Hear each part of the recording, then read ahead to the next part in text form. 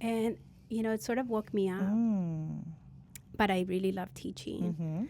And I started to kind of just ponder on that. I don't think like a very intentional pondering, but just kind of like to really like feel for that. Sure. And it was probably about 2 years after that conversation where I finally transitioned. Wow. And said, yeah, I can see myself. Yeah. This is my next life. Yeah, absolutely. Go into social work. For sure. Yeah. Good morning, everyone. Thank you for joining me for another segment of Conversations with Carmen.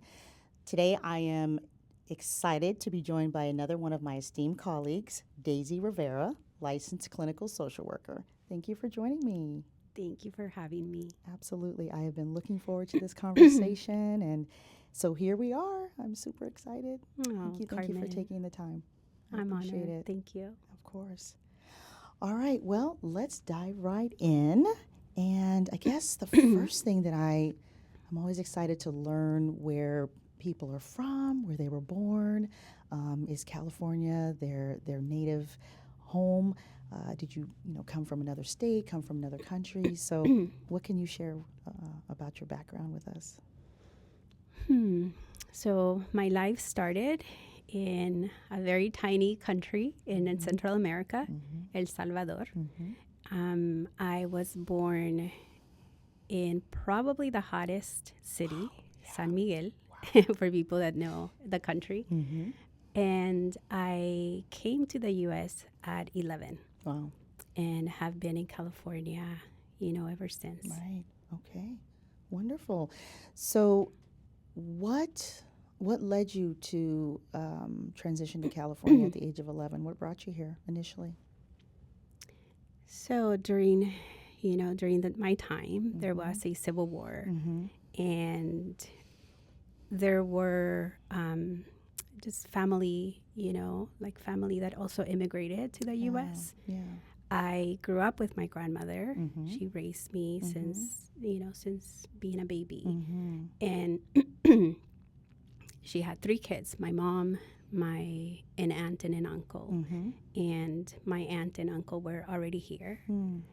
So she was coming because she actually also helped to raise my cousins, my aunt's kids. Okay. So they were bringing them along. And so I came along. Yeah. I came along with her. Wow. Okay.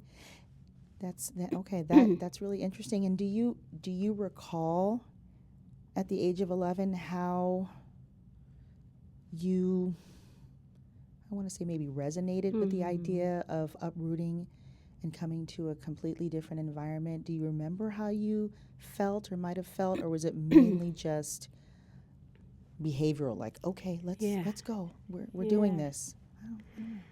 Yeah, I mean, it probably was a little bit of both. Growing up in a culture that you just kind of go along with what the adults guide you. And I mean, I think I grew up also with good supportive caregivers. So never really questioned, that it was in my best interest. Right. Absolutely. But I mean, I had a whole, set of friends, school. The language was going to be different. Yeah. So I'm sure there were some apprehensions. And also my mom was not coming with me. Okay. So my mom, so although my grandmother raised me, there were a few years where, so because of circumstances, my mom was working in the city. I grew up in, sort of like a small town with my grandmother. Yeah.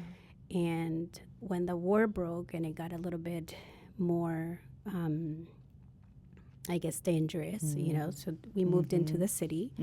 And so there were a few years that I lived, with my grandmother, but also my mom. Okay. So when I came, there was also going to be that part, that I was also, leaving behind, so to speak.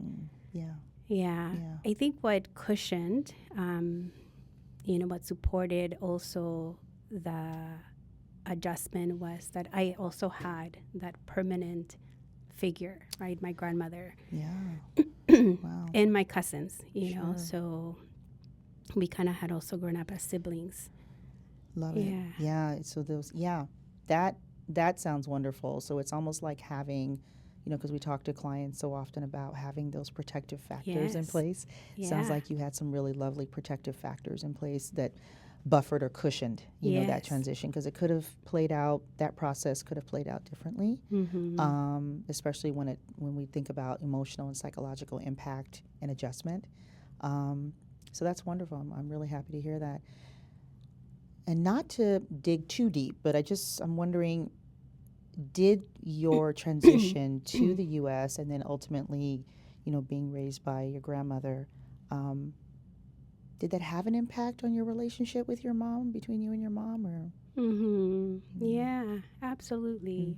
I mean, I think, we talk about attachment breaks, right? Some of the things that happen or do not happen, right. I can only, based on some of the things that I have worked through. But, it's, at times I think my relationship with my mom has been like almost like sister, relationship. I actually do not call my mom. I call her name is Daisy as well. Okay. So I call her Daisy. I call my grandmother Mom. And I think there's been a lot of healing that I have done through the years to understand the choices that she made, in the context of what was happening in our families and also in the country. And now that I am a mom, I think like becoming a mom probably just gave me like another deep level of healing. Because, we talk about like people do the best that they can. Absolutely. Right? So I think there's been, there's been like my own childhood wound healing, but as well as compassion, compassion for what she also went through, her own life, and I think the older that I get, the more that I, even though it's not like probably obvious, it's not what my daughter and I have. It is what my mom and I have. Fortunately, she's still alive. Yeah, good. So it just continues to. I don't even know if the repair is the. It's that's not like the word, but it just continues to unfold. And I appreciate what we have, and wonderful. She is in my life, and it's wonderful. Yeah. That's I think that's so much more than you can ask for. And you mentioned compassion and context. I think that for most, if not all of us, understanding the story, understanding even from a theoretical or an intellectual standpoint, understanding what happened and why that person did what they did and why they went about doing it the way they did. Just give me the facts. I mean, the emotions are part of it too, but just I need to understand the framework. Yeah. That coupled with understanding that, and this is evolutionary as well, because I don't think we just wake up feeling this way, but understanding a layer at a time that, for the most part, I think parents do the best they can. Yeah. Even you and I as parents, as mothers, we do the best that we can. So I think that, understanding that and accepting that breeds the compassion that it sounds like you found for your mom, Yeah. So I love that. Wonderful. Yeah. Awesome. Thank you for sharing. I appreciate that. Of course. So I know when we chatted a few days ago, you mentioned that once you did relocate to the U.S. and then you took on English as a second language and all the things that went on with that, your love for learning sort of burst. And I'm curious about what that means to you and what it looked like. Yeah, I mean, it's interesting because I started my schooling in this small town that I grew up. Okay. And so I did kinder, first and second grade. So it was a very, I think, I don't know if from my memory, if that's really what happened, but in my memory, it probably was very much a lot of play, a lot of freestyle. And it was one school, where kind of like the kids from the town would go. And, just like the freedom to be a kid. Then when I moved to the city, I went into private school. And that was there was structure, there was, uniform, there were, rules that I remember. Again, it's probably my memory. There were likely rules in my beginning school. But there was also this very love for learning from the teachers, that even though at that young age, I remember that some of the style were kind of like Socratic method style, like really like critical thinking. And so it really built an appreciation for learning. Wonderful. And I think the standards were also just, were pretty, it established really well standards for me. So when I came to the U.S., I actually tested higher in math. I had to kind of like repeat a grade because of my age. So I had to do sixth grade when I came because of my age. And it just, I remember my first teacher ever in the U.S., Mrs. Butler, who was just very, her presence, I still can picture her, her face. And I didn't really know English, even though we had taken English. In El Salvador, it really wasn't the conversational English. But she cultivated, I think, confidence in me, where I excelled at, spelling. So I think it just kind of like, the influence of acceptance from the teachers and the way that they also managed, people not laughing or making fun or, right? Like, she did manage just kind of like encouragement. That transition into middle school where I had an incredible, set of teachers. I did go through the ESL program and, but that still kind of like foster a lot of the high academic expectations. And so, I think it helped. I mean, I think that's where, we may touch on this later on, like my appreciation and my just total respect for teachers, comes from. For sure. It's that, what a lovely trajectory. And it's that one seed, that initial seed that gets planted. And like you said, just the support, the encouragement. And I dare say that your teachers and your educators were part of your village. The village isn't necessarily just limited to our family, our immediate. It can be teachers, counselors, parents, extended family, friends. So it sounds like you had a really, really supportive village. Yes, absolutely. You're very fortunate. You were very fortunate. Thank you. So before mental health, your initial thought or intention was to pursue a degree in biology with and thinking of, and you were considering pre-med. So I'm curious about that chapter, what got you there, and then what ultimately caused you to pivot, towards mental health. I mean, in high school, so I'll back up a little bit because I think maybe this resonates with people. I loved music, so I went to a performing arts high school, play the flute. That was my instrument. Love it.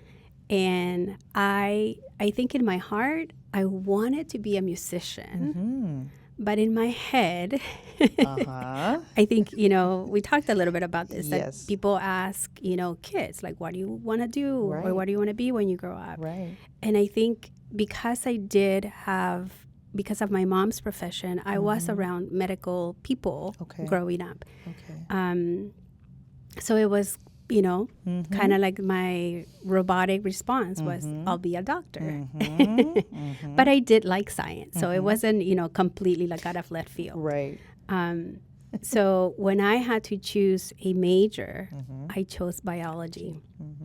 So my bachelor's is in biology. Okay. And I did go through the pre-med route. So taking courses, in preparation for Right. for taking the MCAT and just thinking medical school. Right. All through college, I TA'd with my teachers Yes. that I Yes. had, growing up. Yep. And I loved it. I just loved being in the classroom. Wow. I think I've always had an affinity for, even as a young kid, having that connection with adults. So I think there was this almost like automatic mentorship that was already happening from my teachers, where I remember giving some lessons, and I was Wow.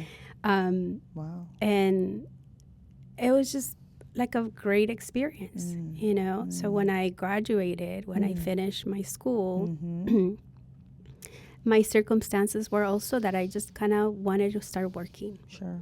And so it just became like a natural step, into teaching. And I do not regret it. It was it's an incredibly meaningful part of my life. Wow, that sounds great. What subject matters did you teach? I'm curious. I don't think we touched on that specifically. Yeah. So I taught, my first teaching job was actually at my high school. Okay. Yep. And there I taught geology. Wow. I think I taught biology. There were like 3 different courses that I was teaching. Okay. That was a tough introduction to teaching. Wow. Because I was also moving with every period. I was a traveling teacher, didn't have a permanent classroom. Okay. And so that, fortunately, the following year, I was asked to come to join the dream team, because at that point there had a high school that had been established at my middle school. So there I taught primarily 9th grade environmental science. That's great. Yeah. There was one year I taught seniors anatomy. Oh my goodness. And that was quite an experience. Was it? Uh-huh. Was it challenging? Did you learn things about yourself that you didn't know? I mean, what did you take away from that? Oh my gosh. Well, I love, a lot of those seniors. They're where we were, right? Like, where they are in that of what's next, know. So a lot of inquisitive kids at that, in that class. For sure. Yeah, but I think it actually reinforced, yes, Daisy, medical school wouldn't have been great for you. Okay. I just, like dissecting and, it's obviously how we learn, right? Yeah. But I think there was also this connection, like, but this was a life before. Absolutely. There's a part of me that always kind of goes into. Sure. Yeah. Yeah. It was interesting. Yeah. No, that sounds amazing. I think that was, obviously a very important part of your journey. Yeah. It not only moved you from point A to point B, but you learned some things about yourself in the interim that undoubtedly inform who you are today. Yes. Journeys are important. There's no irrelevant part of a journey, even if, the most challenging, painful, uneventful, it all still matters. It really does. Yeah, so, it all unfolds. Yeah. How, when we also pay attention. Absolutely. Yeah. Absolutely. Yeah. So you're both an intellectual and a creative. I love that. I love that. Yeah. What do you resonate with most? Uh, Probably I could spend my whole time creative and the creative side. Okay. Yeah, just, Okay. yeah. Yeah. But I do think, sometimes, and I think the questions that you had asked and even our conversation, how I share with you that in itself was the gift. Absolutely. Because Yeah. I think, I do like thinking more deeply, more philosophically. And sometimes where my life is right now, so high pace, or, like for myself, right? Like giving that time for myself, it was a reminder to come back and do that. Just like we do and hold space for others to go deeper into their journey. Yes. How crucial and how special it is to do that for ourselves. Absolutely. And I might argue that it's even can be considered part of self-care. Self-care is such a broad umbrella term. It means different things to different people a lot of times, but to me that's one of the branches of that tree, holding space for yourself. And you can even go deeper. How do you hold space for yourself? And that might look and feel and sound different for each and every one of us, which is great. So yeah, there's a method to the madness when I ask those questions. Like, they're so deep, and wait, I can't just type this away and move. I have to think about these things. Yeah, definitely. Just ground yourself, because, like you said, most of us, we live these high-paced lives where we're just going and going, and then you throw children into the equation, and you're definitely on the move. So these golden nuggets, we have to grab them when we can.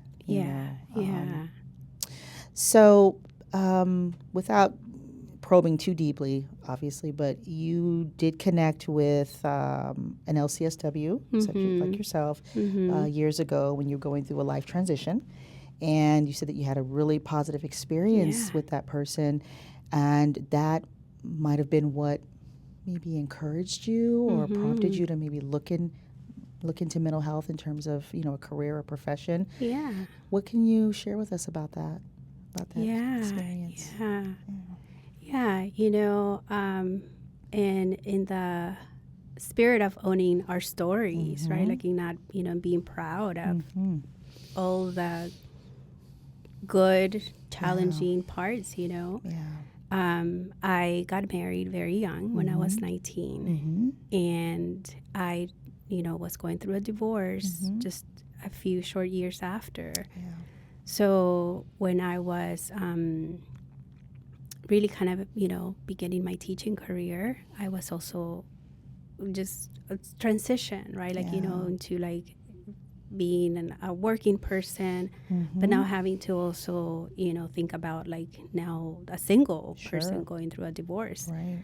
And that's when I connected, I called and started therapy with somebody that I lucked out. Wow. I just had like the most wonderful experience. Her name was Ginger. I'll never forget Ginger. And started to delve, and I think I've always had kind of this inquisitive of, longing. Where do we come from, and sort of like these philosophical and even like spiritual components to that question. So that really was such a crucial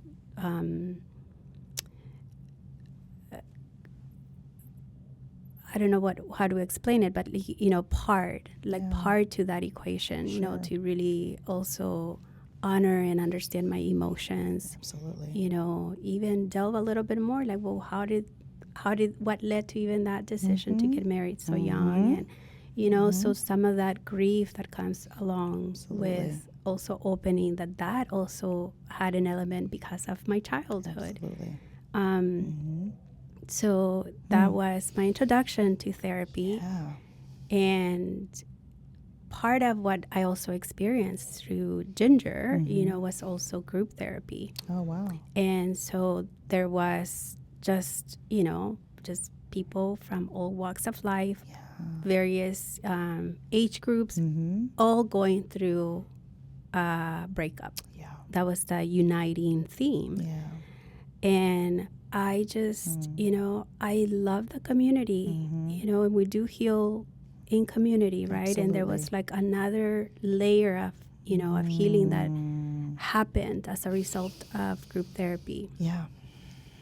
So, take that, put it on pause, and it sort of like that completed for me. And I had a wonderful experience. And not too long after that, still teaching, I meet a school social worker. And, I don't think our school had a school social worker assigned. But this year, somebody was doing their internship. They were going through their MSW program, and they were actually assigned to our school. Wow. And somebody that had gone into an MSW as, as an older person, as a mature person, so just, again, maybe that resonating, right? Like I tend to gravitate often with, and not knowing that I all along had been doing probably some social work with my students. Wow. I'd started like a recycling club just to kind of like get them, to think about community, to think about obviously things we were learning in class, but also connect more to what can they offer. I had also like a group of girls, where we kind of were reading some self-help books, because there were some of the things that were talking to me in private had a lot to do with body image, self-esteem, and so I kind of was learning a lot of private things that were happening, and ended up really collaborating closely with this social worker to begin to really also support the kids, through some private conversations with her. And that's when she said, Daisy, have you ever thought that you that you should be a social worker? It's kind of like some of the things that can be like right in front of us. You won't see them until somebody says, right? Yeah. And it sort of woke me up. But I really love teaching. And I started to kind of just ponder on that. I don't think like a very intentional pondering, but just kind of like to really like feel for that. Sure. And it was probably about 2 years after that conversation where I finally transitioned. Wow. And said, yeah, I can see myself. Yeah. This is my next life. Yeah, absolutely. Going to social work. For sure. Yeah. My goodness. I mean, oftentimes it takes those really important, invaluable key players in our lives to point out, what's, to your point, what's right in front of us. They are responsible, like that MSW that you were collaborating with, people like that are often responsible for, metaphorically, of course, opening the door. Yeah. And of course, you always have a choice to step through it or politely close the door. No, thank you. But they're there to open it. And what you choose to do after that is, obviously left to your discretion. But it's just really interesting how people like that show up. And again, that's part of the journey. Yeah. That's part of I believe people come into our lives, whether it's for 5 minutes, 5 months, 5 years, 15 years, but they come in for a reason. Yes. Yes. I mean, I have, literally a lot of different angels show up. Oh, absolutely. That have pivoted, my life or in a way that it had to be pivoted. Sure. Yeah. Sure. Absolutely. What a blessing. That's all I can say about that. It's such a blessing. Okay. So subsequent to that, you matriculated through an MSW program, became licensed. You also worked in community mental health for a few years, and you also worked at City of Hope for quite a number of years. Yes. So just maybe briefly talk to us a little bit about what your takeaways were working in both of those different, very different venues, I would say. Yeah. So I worked 2 years in community mental health and got to do school-based programs. So got to, go back into the class now as, different hat. Got to also see, some clients on the spectrum, on the autism spectrum, and had a handful of clients that were CalWorks recipient, or like DMH. Some of them also like on the older, what we consider older now, right? Like 55 plus. Oh. Like that's it. Gosh. Yes, yeah. We won't say the older. I don't know. I agree with that. Yeah. So 55 plus. Yep. And that was because it was also important to me. I do have a subspecialty in older adults in my. So, yeah, I think and these were outside of the school-based program. These other clients were like therapy. Those coming into the office and my takeaway from that was, oh gosh, I don't know that I have anything in specific because it was, I really enjoyed the experience of just knowing that some of the things that we learn, right, like the presence, the validation, that in itself is healing. Sure. I was a new clinician, so I think a lot of what I was, learning was, how do I guide deeper reflection? How do I, Absolutely. Bring them into deeper awareness? And yeah, so the value of presence, the value of presence. I then transitioned to City of Hope, and yes, I was there for quite a few years. I think I left, just right at my 14th year anniversary there. Wow. Yeah, that is hard to condense, because I had so many. I was part of so many things through all those years. Sure.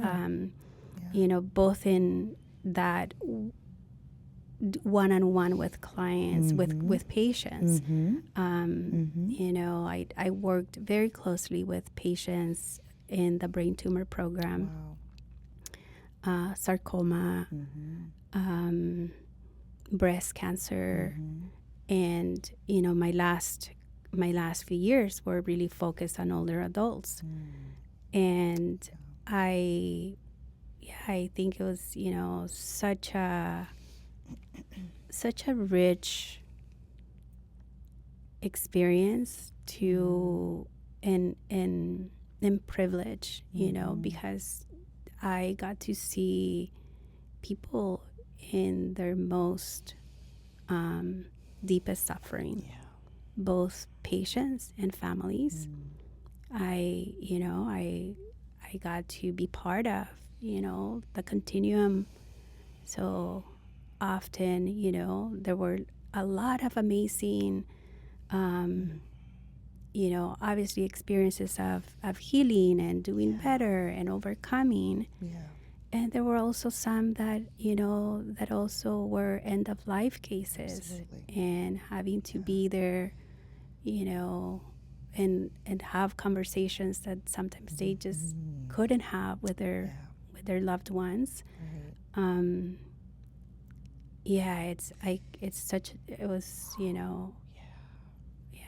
It's hard to put it in words, but I believe it.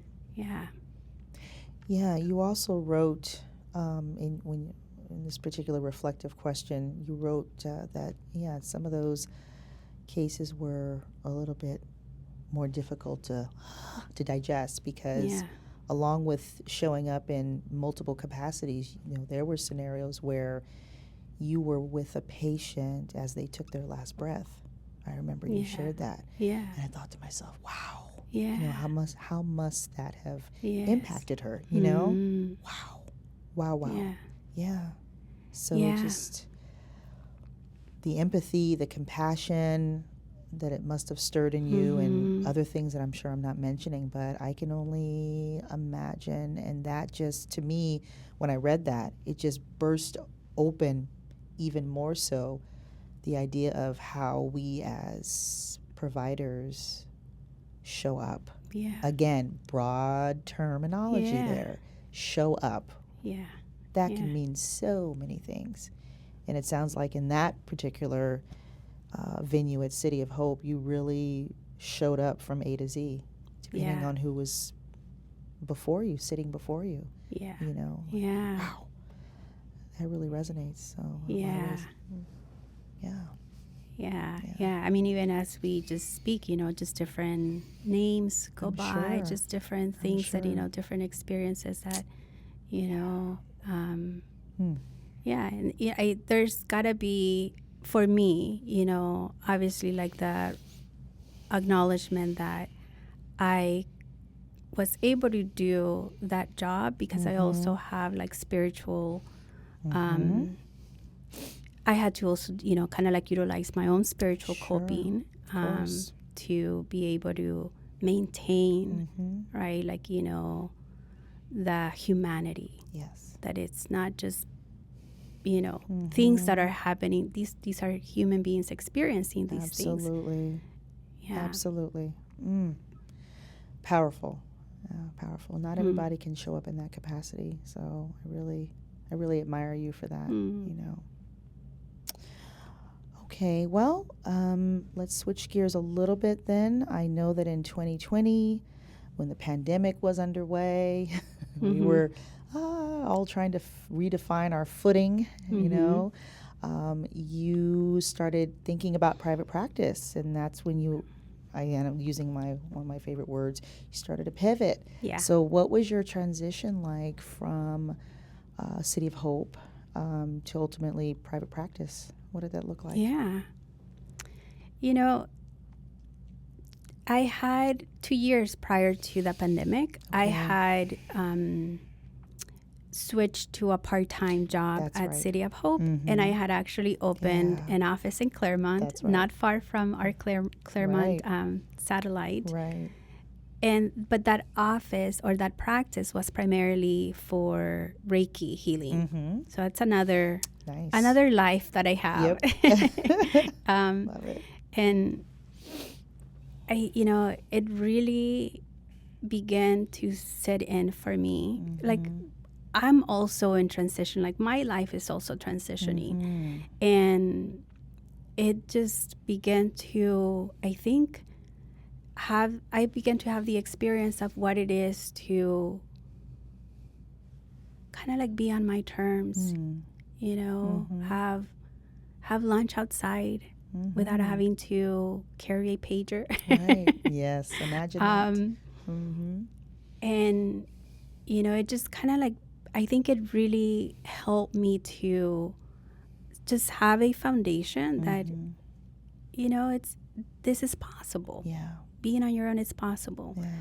So when the pandemic, you know, came, I think I was ready. I was ready to transition out of the, you know, employee, you know, area into my own. I think what had kind of delayed that was, you know, some like fears around like, well, how do I do that? Like, I mean, we're talking about like, where do I live more? I live more on the creative or I am not an administrative person. You know, I would love to have one day an assistant, which in some ways, Soul Tenders, you know, is right for us. Absolutely.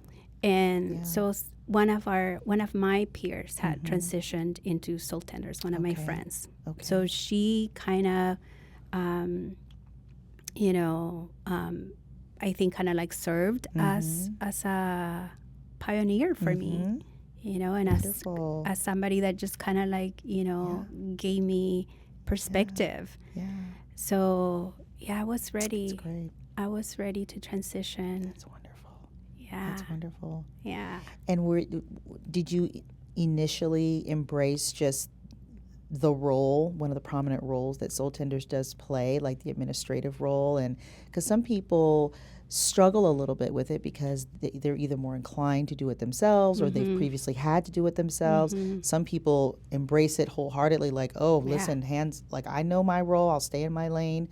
I'm here for the clinical, you guys are here for the administrative and everything. Where do you think you fell? I embraced it. I'm sure you were like, listen, I'm good. I'm here. I'm the person that would love an assistant, right? No, I embraced it. That's I mean, great. it helped to have, you know, the people that, you know, kind of like said, well, what do you need? Absolutely. Right? I mean, it's like some of the basic, we're like, what do you mean, what do I need? Yep. Well, how many clients do you want to see? Who do you want to see? I'm like, well, what is that? You know, so obviously there are some things that we have to embrace. Sure. Like what? Yeah. So, yeah. I mean, I said, okay, I think this is going to be my full caseload. Right. And It's wonderful. I think I shared with you, like, I transitioned into a full week. Yes. Yes. You were doing intake after intake Oh, after my intake. goodness. But it paid off. Mm-hmm. It paid off. Yeah. Great. That's great. Yeah. Yeah. Who do you see in your practice, and what do you have some really nice gifts that you know, the Reiki, for example, and the yoga and I mean, these things that you're just certified in or trained in and have a specialization in. So who do you see and what do you integrate into your methodology? Oh, yeah. So I am, you know, even at City of Hope, I think my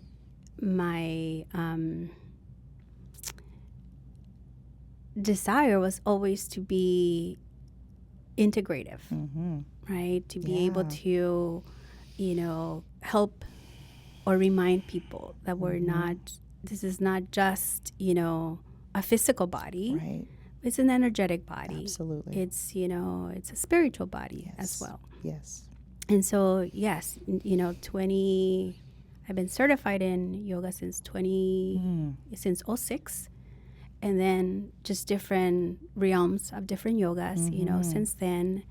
And a Reiki master practitioner since 2010. That's wonderful. And just different aspects of what can bring harmony into ourselves. So this mind-body focus, I think, has always just kind of been part of just my natural approach, you know, to supporting somebody. So that when I came to Soul Tenders, you know, I came just as they were announcing a new training for EMDR. And I had a patient at City of Hope who had done beautifully with EMDR in supporting a lot of the anxiety that had come up for procedures, for, you know, scans. And so I knew just a little bit about EMDR to know this is something that I want to know more about. So I started to just kind of look a little bit more into it. And just, again, you know, kind of like I think some decisions have been very intuitive. You know, I think some decisions have been very methodical for me, but some have been like intuitive. I think coming to Soul Tenders was very intuitive. Getting, you know, jumping on that training for EMDR was very intuitive. And it really has bridged this cocktail, cocktail of you know, how to provide this evidence-based trauma approach, and also not dismiss the value of, you know, the holistic interventions, because that a lot of these are integrated. So so my focus is it's doing EMDR and also bringing in the somatic, the you know, just kind of like body mindfulness aspect. Love it. And you know, and my ideal maybe not ideal, because I have, we all kind of get at different different roads, different ways, right? But where I feel I really kind of like, become more lit up is when I work with clients, that intentionally understand how meaningful it is to heal childhood wounds. Yes. And they intentionally come. Yes. And they feel they're ready. Yeah. And so in some ways, right? Absolutely. Like I see myself, Yes.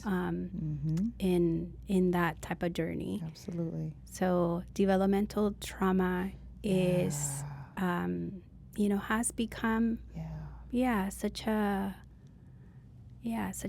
tender and just special holding space and taking somebody through that journey. Yeah, absolutely. It's meaningful for me. Yes, for sure. And I believe I understand why. Developmental trauma. I wish we had more time to spend on that. Yeah, man, that is fantastic. And there are so many layers to self. We're not one-dimensional. We are multi-dimensional. Yeah. And to repair or to heal or to evolve, one part of ourself at a time, it's kind of like, well, in my mind, it resonates as kind of like a building block. It takes you to the next level, whether it's the next level of awareness, whether it's the next level of mindfulness, because with self-awareness and mindfulness, that positions a person, I believe, to be more intentional. Yeah. And that's one of the words that, one of the terms that you threw out there, moving with intention or moving with intentionality, really embracing a commitment to whatever it may be, So I love that. And such a humanistic, holistic lens that you look through, it sounds like, when working with your clients. Would you also say that you look through a cultural lens?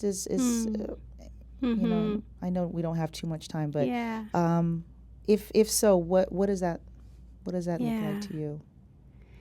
Yeah. I think even that continues to be something that evolves for me, how I understand culture.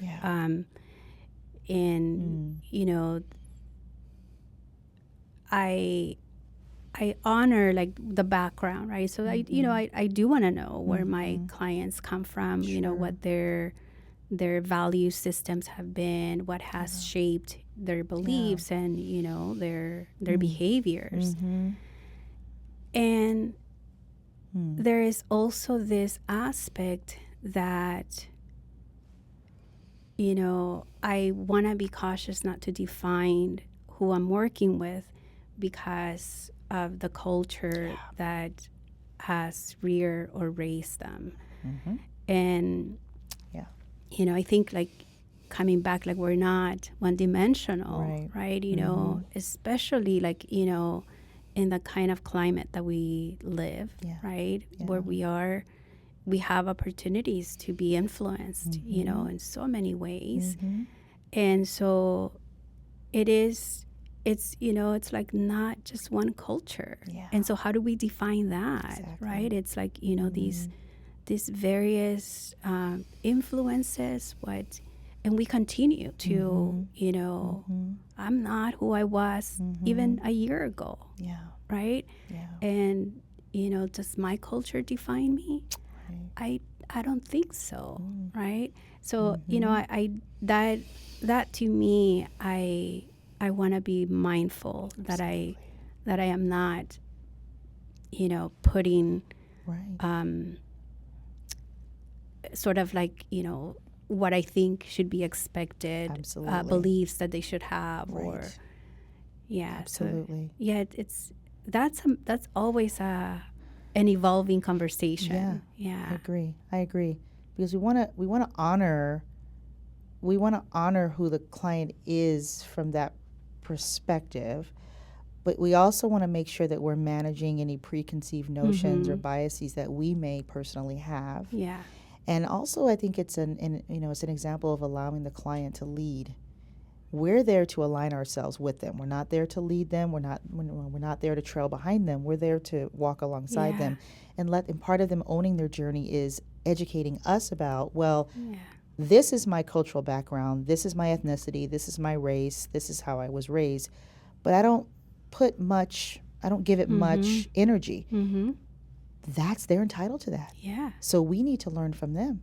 Yeah. Versus someone over here might say, oh my goodness, my cultural identity and my race are everything to me. Yes. Okay, let's talk, educate me. Yeah. I'm here to learn. So I love that. I love that. Yeah. And I think we get there oftentimes not in a short time. Exactly. Right? So this is where, some of the short-term therapy how deep can you actually get? Absolutely. Right? Like so, some of these is like the complexities that evolve through, that safer exploration. For sure.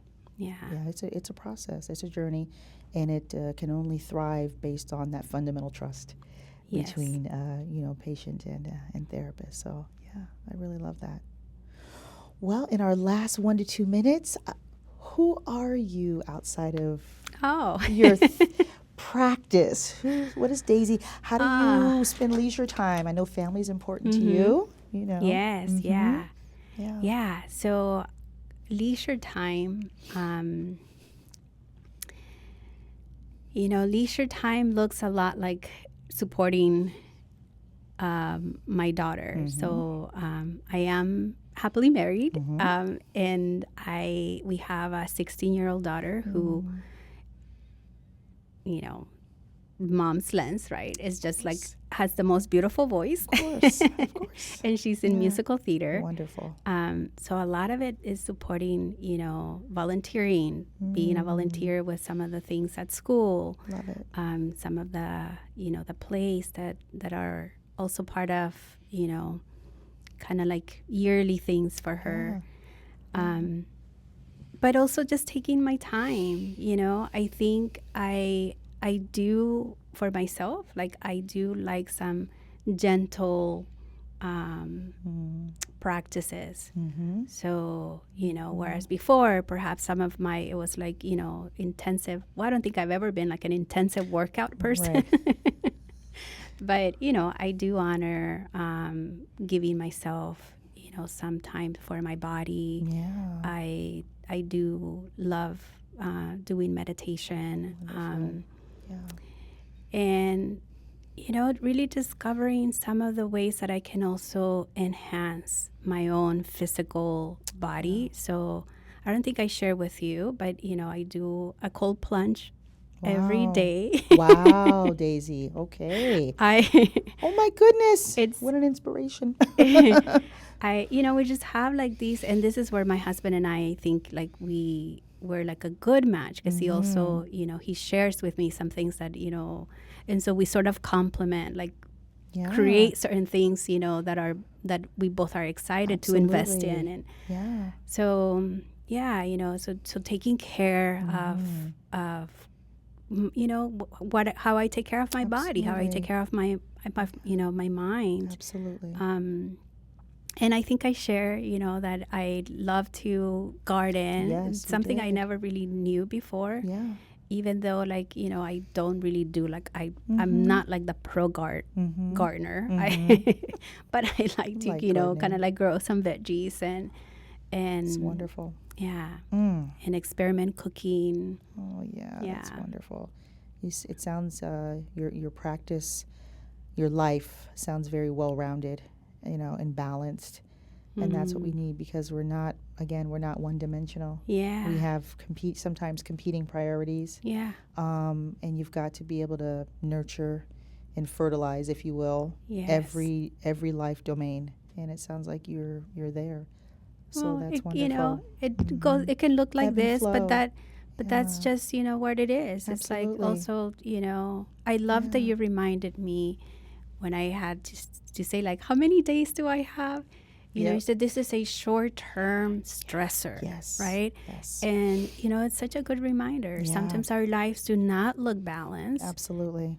is it a short-term time? Is it Right. like, if it is not, Yeah. well, what do I need to do to create that, right? Absolutely. But yeah, there are moments when things get very, very hectic Very for me and my husband. Yeah. And, Yeah. and so what else can be a way to balance that? Absolutely.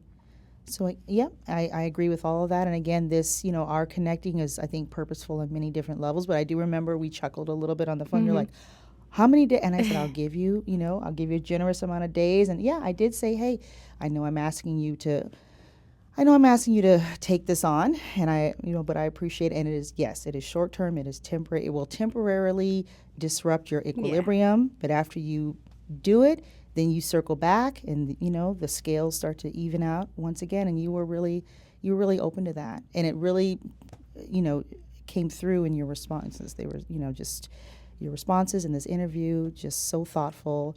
So I really appreciate you embracing the opportunity, the conversation to connect, the opportunity to connect, the process, just being open to it from start to finish. So I really enjoyed this conversation and holding space here with you today. We co-created this experience. I'm really proud of it. And thank you for being here. I really appreciate you. Thank you. Thank you. It really has been, for me, like really kind of like that reconnecting to community of Soul Tender, right? So just getting to know you more. Thank you. Oh, Carmen, you're so, so special. Thank you. I really appreciate you. Yeah. Thank you for what you do. You're absolutely welcome. All right. Well, once again, this is my wonderful colleague, Daisy Rivera, licensed clinical social worker. If our viewers would like to reach out to you for questions or inquiries, what is the best email address to reach you at? Yeah. They can reach me at my Soul Tenders email, and that's drivera, RIVERA .ip@soultenders.com. Wonderful. And as per usual, if anyone has questions for me, you can reach out to me via email at cmajid.ip@soultenders.com. That's cmajid.ip@soultenders.com. And if you have questions about conversations with Carmen or with the Provider Spotlight, you can reach out to Provider Relations. Their email address is providerrelations@soultenders.com. Once again, I was blessed to be joined by Daisy Rivera, licensed clinical social worker. Thank you for joining us, and we'll see you next time.